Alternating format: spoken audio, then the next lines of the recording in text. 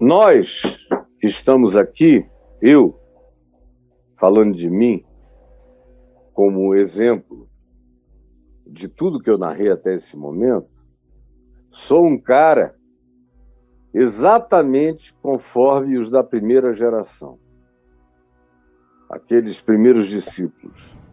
Porque eu fui educado como Timóteo, pela mãe e pela avó, nas sagradas letras. Eu ouvia a narrativa do Gênesis desde pequeno. Me levavam à escola dominical desde sempre. Eu me lembro de mim, com 2, 3 anos, na escola dominical. Eu me lembro, graças a Deus, eu tenho uma memória que eu tenho que ser muito grato a Deus por ela, porque mais da metade da minha vida veio e vem dessa memória. E eu aprendi. Em casa, todos os dias, a minha avó fazia a gente ouvir leituras dos salmos, dos evangelhos, dos profetas. Assim que a gente aprendeu a ler, ela começou a mandar a gente ler, especialmente a minha irmã, que era mais desenvolta na leitura do que eu. Eu era um grande preguiçoso. Se eu pudesse, todo mundo virava minha secretária, desde pequeno. Então a minha irmã fazia meu dever de casa, copiava meu ponto, e na hora de ler o Evangelho à tardinha, quase sempre era ela que lia e eu ficava ali obrigado a ouvir, ia me dando um sono, mas por causa dessa memória boa, tudo entrava em mim, como a mosca fica presa nesses matadores colantes de mosca, passa ali, pó, gruda. No meu caso era informação, passava, ficava. Eu podia até sacudir a cabeça, mas dela eu nunca mais me livrava. E eu aprendi nessa sequência um monte de coisas. Quando eu me converti, eu sabia aquela história bíblica toda, para trás, no Velho Testamento. Eu sabia as sequências dos livros do Velho Testamento e do Novo, os autores aos quais se atribuía aqueles textos, aquelas histórias, aqueles conteúdos narrativos, tudo isso eu tinha. Os evangelhos não me eram surpresa. Eu aprendi muito mais na leitura das cartas de Paulo, que eram mais subjetivas. E como criança e adolescente eu não tive tanto interesse na subjetividade das cartas de Paulo, mas mesmo sem interesse, a narrativa do Evangelho estava presente em mim como sequência histórica e cronológica, antes de eu me converter. Ou seja, eu podia contar para qualquer um as histórias de Jesus, porque eu as aprendi a vida inteira na escola dominical. Eu aprendi Jesus, mas eu não sabia do Cristo, para mim. Porque Jesus pode ser para qualquer um. O Cristo não é para todos. A narrativa de Jesus é história. Como história, eu conheço pessoas que sabem essa narrativa melhor do que a maioria dos padres e pastores.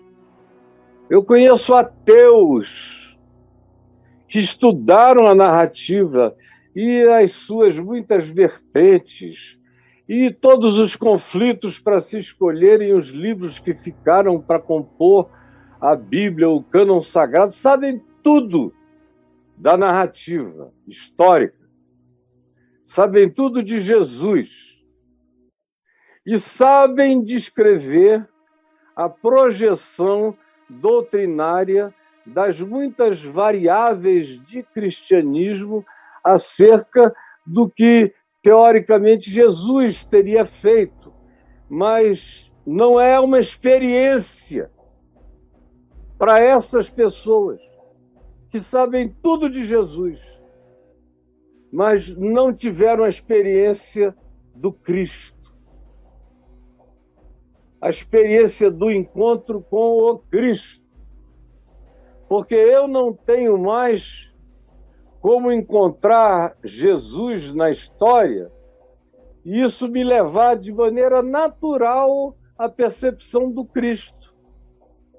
Como mesmo em relação aos apóstolos, conhecerem Jesus, historicamente, não os levou à compreensão natural do Cristo. Foi por isso que, em Mateus 16, Jesus disse a Pedro, quando ele disse que Jesus era o Cristo, o Filho de Deus. E Jesus disse, bem-aventurado tu és, Simão Barjonas, Pedro, porque não foi carne, não foi sangue, não foi natureza, não foi inteligência, não foi cerebração quem te trouxe essa revelação, mas ela veio do meu Pai. Veio de cima para o teu coração. Veio do transcendente para a invasão da tua consciência limitada na história. Mas se não fosse essa revelação, você não teria conseguido ver o que você declarou. Porque para fazer a declaração de que eu sou o Cristo, não basta andar comigo, como Jesus. Tem que haver uma revelação do Pai, para que alguém enxergue o Cristo em Jesus.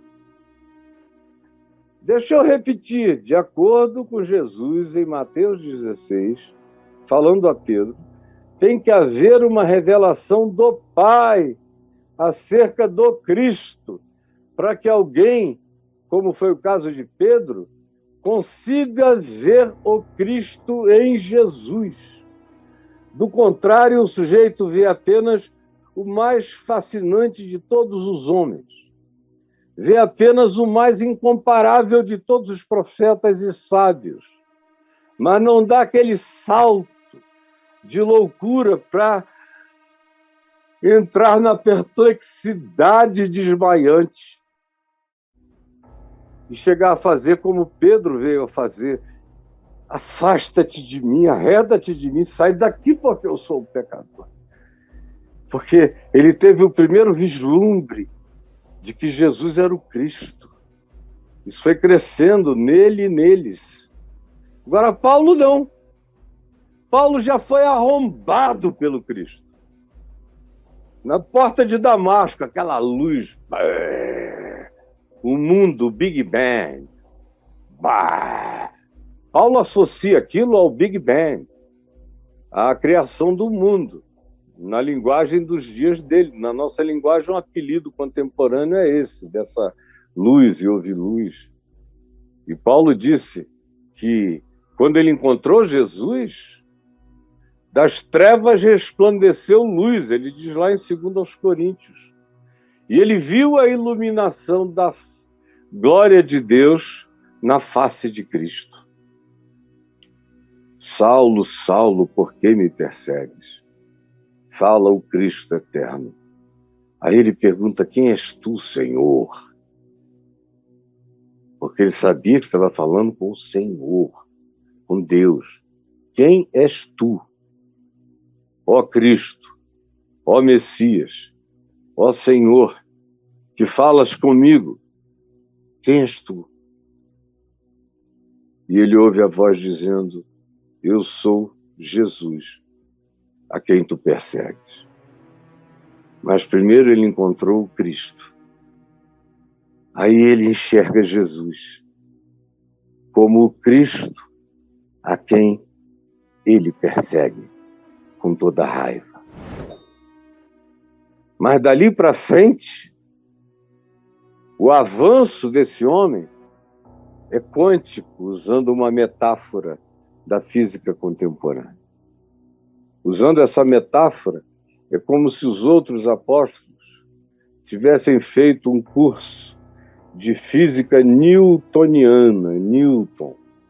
Aprenderam o universo macro-universo, o universo físico, assim como eles aprenderam o nascimento, a encarnação, a vida de Jesus, a crucificação, a ressurreição, a ascensão como história física. como testemunho a ser dado. Paulo não teve nada disso. Não teve o curso de física newtoniana, de rotação, de translação, de galáxias sendo formadas nesses macromundos, não. Paulo já nasceu de dentro para fora. É como na dimensão quântica.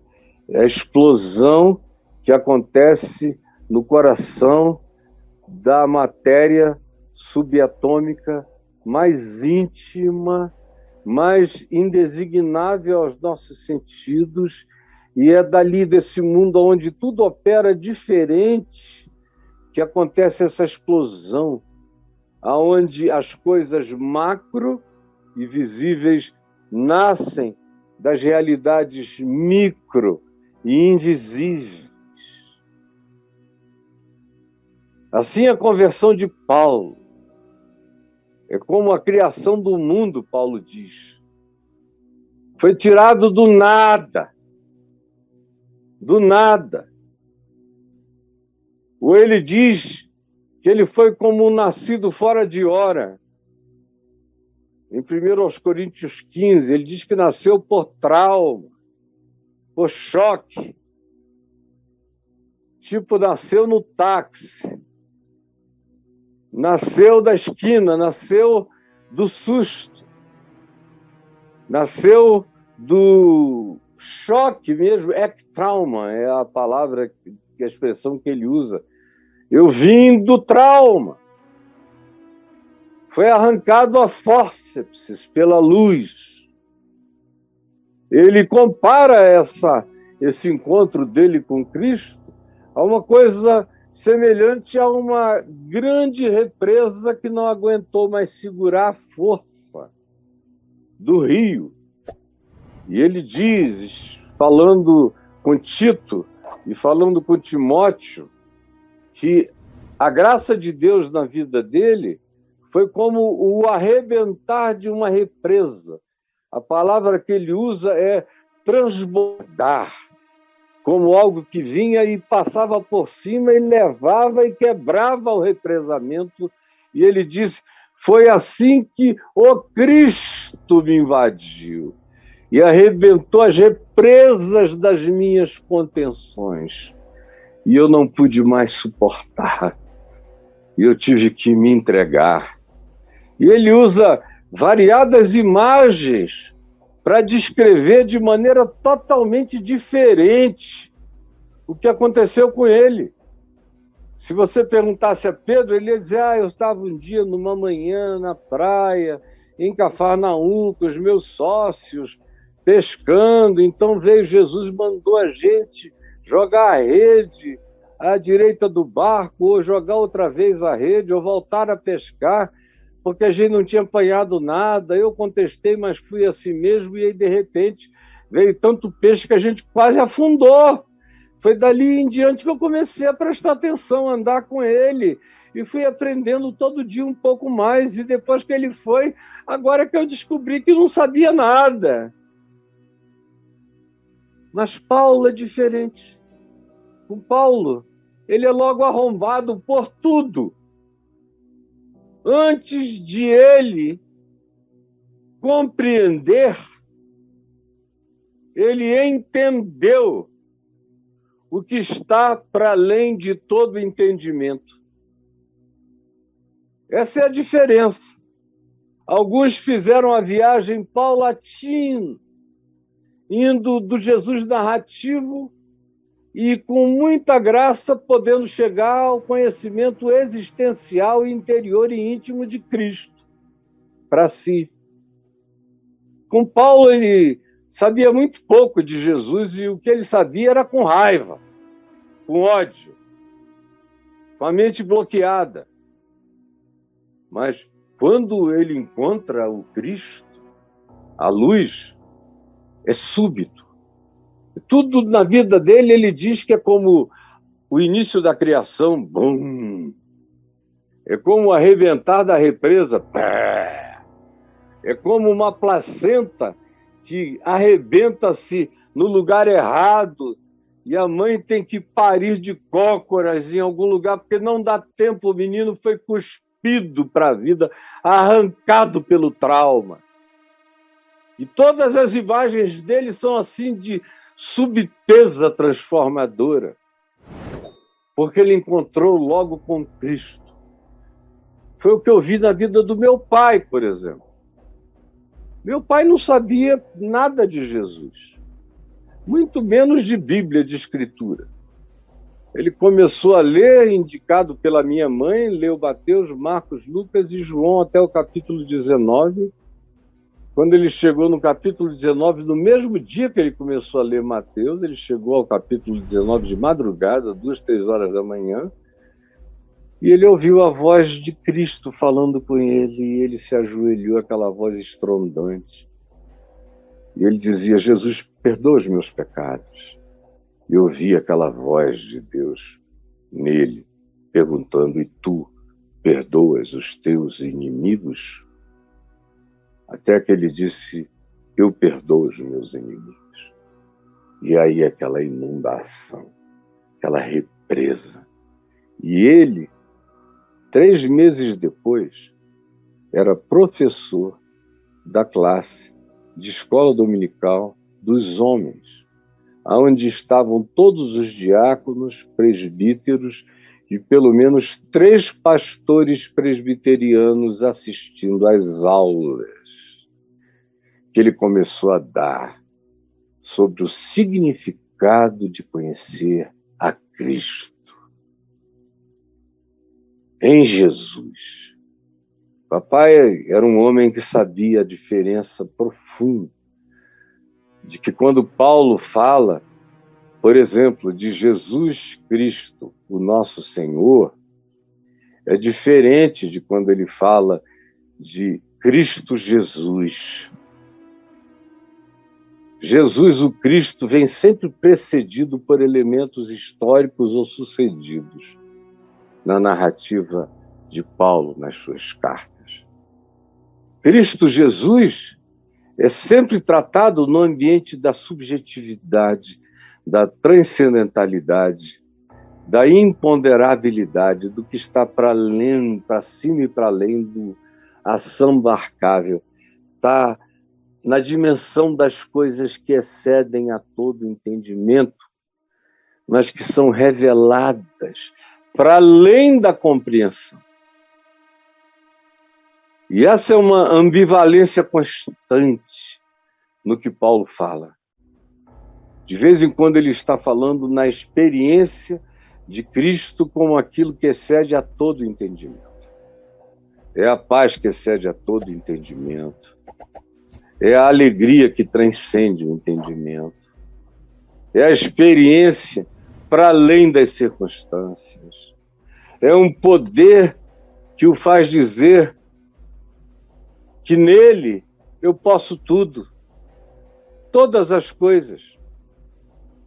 Nele eu suporto qualquer coisa, tudo posso, naquele que me fortalece.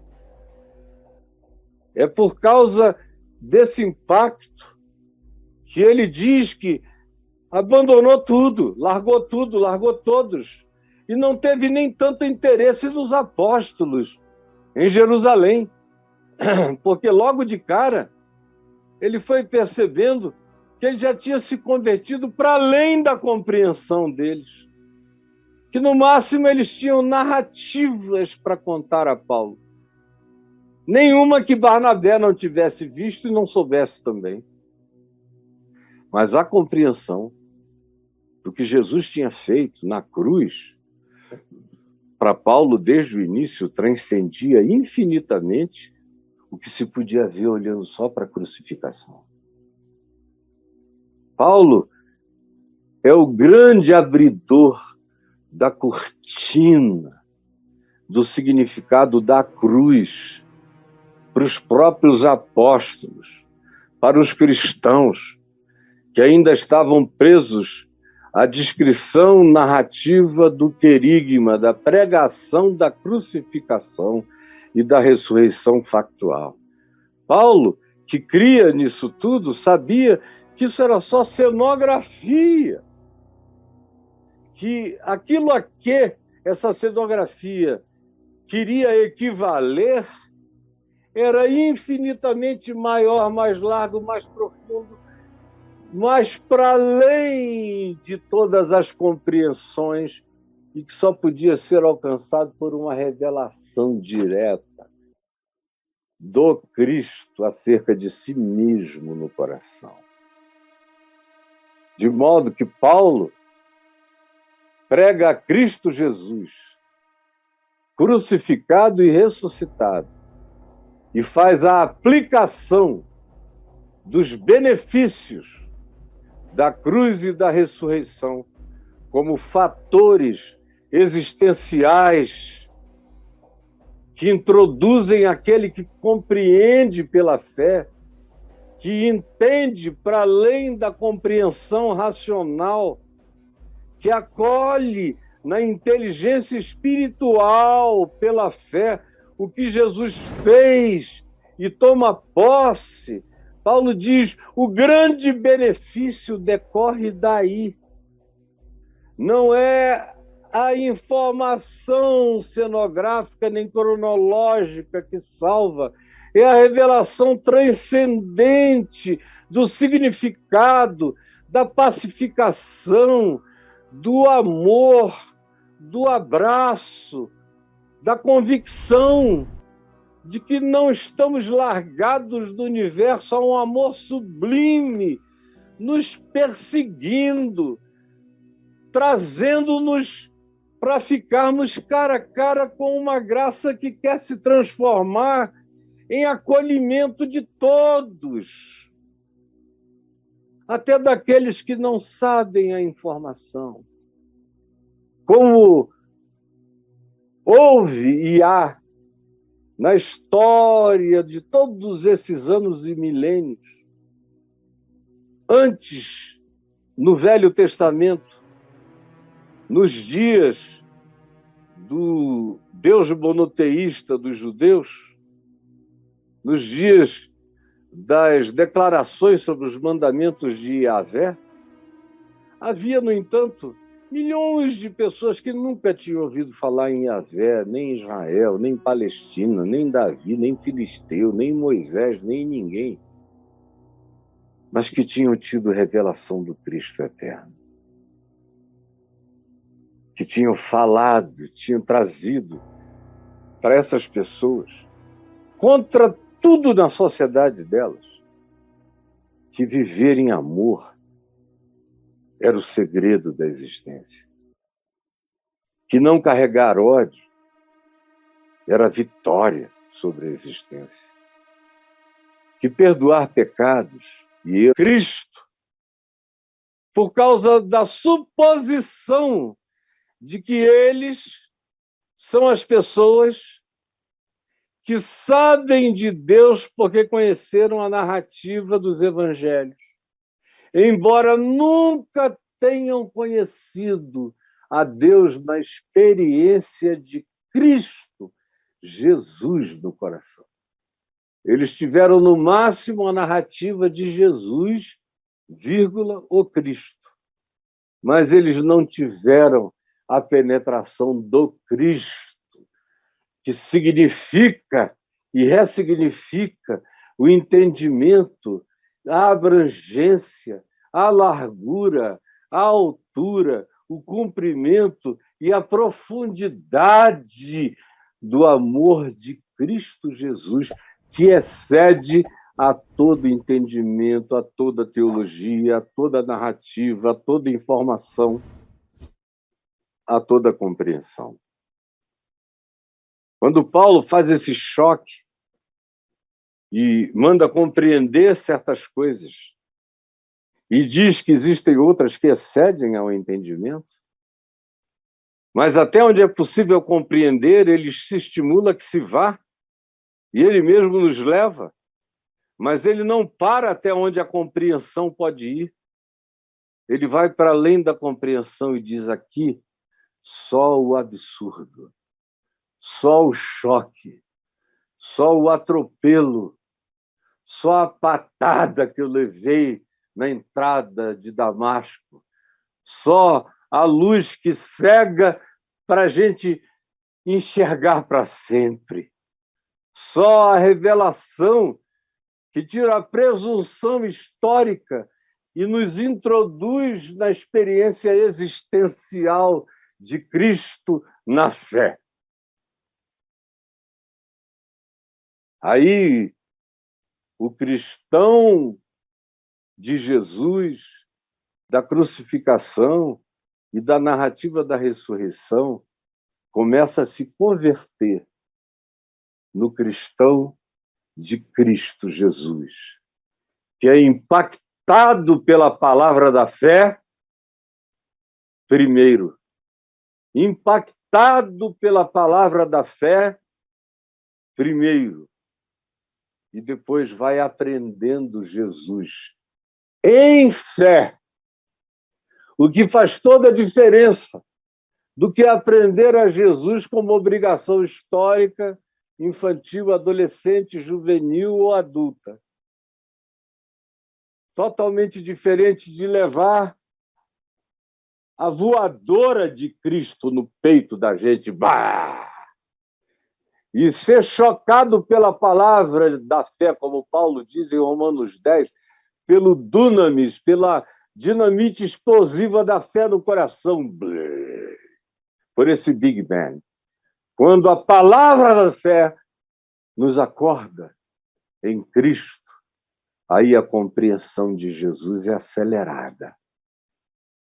Mas quando a gente vem da presunção de pensar que a informação sobre Jesus nos conduz a Cristo automaticamente, a gente corre o risco de saber dar aula sobre Jesus e viver sem conhecer a Cristo existencialmente, para o nosso benefício, para a experiência da paz com Deus, da paz de Deus, que excede a todo entendimento, e na experiência do contentamento, que aprende a viver feliz em toda e qualquer circunstância, que sabe dizer contra tudo, contra todos, tudo posso naquele que me fortalece.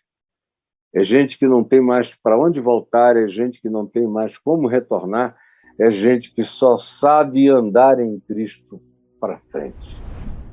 Esquecendo-me, como disse Paulo, das coisas que para trás ficam, eu prossigo para o alvo, para o prêmio da soberana vocação de Deus em Cristo Jesus, que é o quê? Que é me tornar um pequeno Cristo, que é a cristificação, que é ir me tornando cada dia mais semelhante a Jesus, vírgula, o Cristo, na vida, na história. Pequenos Cristos, pequenos Jesuses andando. Mas só é possível não como imitação da vida de Jesus, porque a imitação de Jesus cansa. Quando eu era jovenzinho, tinha um livro que muita gente lia e muita gente achou que por ali eles poderiam encontrar tudo o que necessitavam, que era um livro chamado Em Seus Passos, O que Faria Jesus. E o que acontecia é que as pessoas ficavam tentando imitar Jesus. Deixa eu imitar. O que é que Jesus faria nessa hora? Como é que seria Jesus assim? E aí, o que é que acontecia? E o que eu vi acontecer, inclusive com amigos meus, que me disseram, não, eu agora li esse livro, eu vou imitar Jesus. E eu nunca entrei nessa de imitar Jesus, porque eu dizia para mim mesmo, eu não tenho condições. Meu Deus, eu conhecia a minha carne desde criança. Eu conhecia a minha carne muito cedo, desde criancinha. Eu não tenho condição de brincar dessa imitação. Não dá para mim. Não dá. Agora, quando eu conheci a Cristo, e eu conheci depois de desistir de tudo, eu conheci a Cristo Jesus. E depois que eu conheci a Cristo Jesus, aí Eu não tive que fazer força para imitar Jesus. Porque eu passei a ser como Jesus gradativamente, sem nenhuma angústia imitativa. Passou a ser natural, passou a ser reflexo, passou a ser mente, passou a ser entendimento, passou a ser compreensão, passou a ser interpretação, passou a ser princípio instalado, que não dava para desinstalar. Passou a ser algo maior do que eu próprio, em todos os aspectos, em todos os significados e perspectivas. Por isso, seguir Jesus não foi difícil, como disse João, na primeira epístola dele, no capítulo 5, quando ele diz: ora, os seus mandamentos não são penosos. Sinceramente, foi barbada, porque explodiu o mundo, nasceu, começou o cosmos existencial, bum, em mim. O resto foi se formando, foi havendo, foi aparecendo, foi surgindo, foi como a criação no início. Obra do Espírito Santo que pairava sobre a face do abismo, que pairava sobre as águas e que fez e foi moldando e molda Jesus em mim todos os dias.